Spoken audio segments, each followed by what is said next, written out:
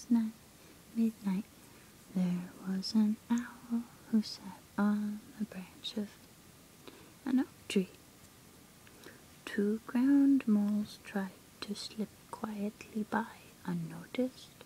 "You," said the owl, who they quavered in fear and astonishment, for they could not believe it was possible for anyone to see them in that thick darkness.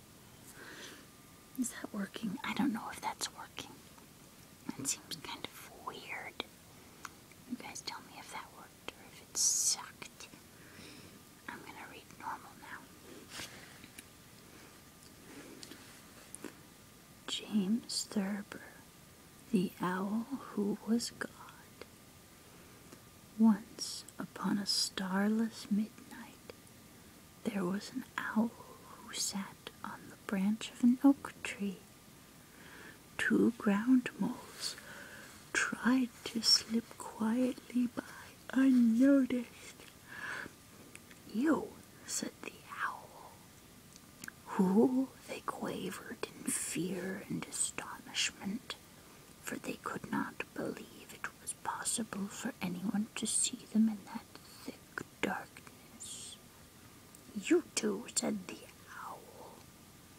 The moles hurried away and told the other creatures of the field and forest that the owl was the greatest and wisest of all the animals because he could see in the dark and because he could answer any question. "I'll see about that," said a secretary bird, and he called on the owl one night when it was again very dark. "How many claws am I holding up?" said the secretary bird. "2," said the owl, and that was right. "Can you give me another expression for 'that is to say,' or namely?" asked the secretary bird.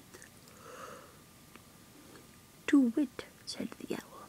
"Why does the lover call on his love?"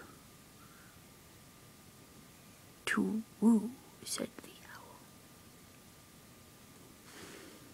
The secretary bird hastened back to the other creatures and reported that the owl indeed was the greatest and wisest animal in the world, because he could see in the dark and because he could answer any question. "Can he see in the daytime too?" asked a red fox. "Yes," answered a dormouse and a French poodle.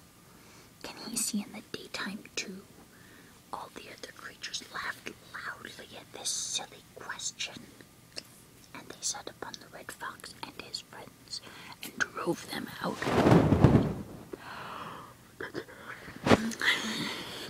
They sent a messenger to the owl and asked him to be their leader.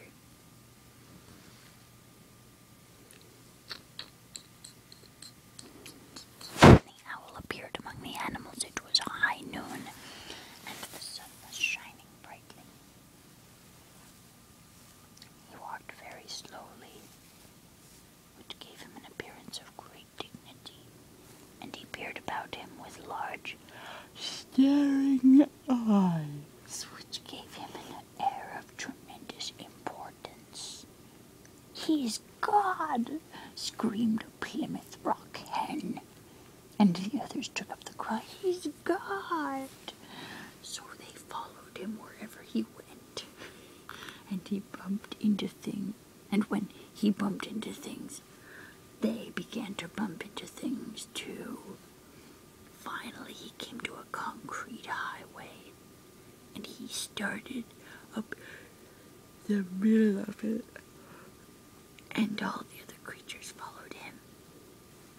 Presently, a hawk who was acting as an outrider observed a truck coming toward them at 50 miles an hour, and he reported to the secretary bird, and the secretary bird reported to the owl. "There's danger ahead," said the secretary bird.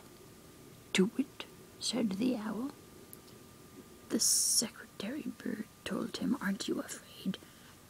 he asked. "To woo? Oh, no." "Oh?" said the owl calmly, for he could not see the truck. "He's God!" cried all the creatures again, and they were still crying, "He's God!" when the truck hit them and ran them down. Some of the animals were merely injured, but most of them, including the owl, were killed. Moral: you can fool too many of the people too much of the time. Isn't that fucked up? It's a terrible story, and I love